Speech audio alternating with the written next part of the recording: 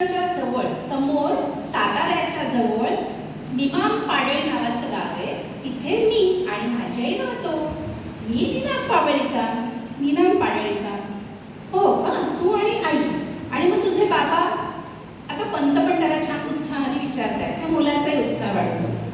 माझे बाबा ना, मी ना एकदा आईला विचारलं होतं की बंडूच्या घरी बाबा आहे, नंतर बबलूच्या घरी बाबा आहे, माझ्या घरी बाबा का नाही, आपले बाबा कुठे असतात. मग ना आईने काय केलं, आभाळाकडे बोट दाखवलं आणि आई म्हणाली, तुझे बाबा ना वरती राहतात आणि मग ती रडायला लागली. मी विचारलं आईला, तू रडतेस का?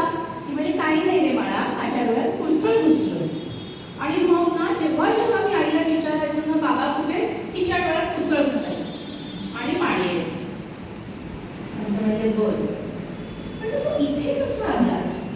त्याचं काय झालं सांगतो ना, त्याची गंमत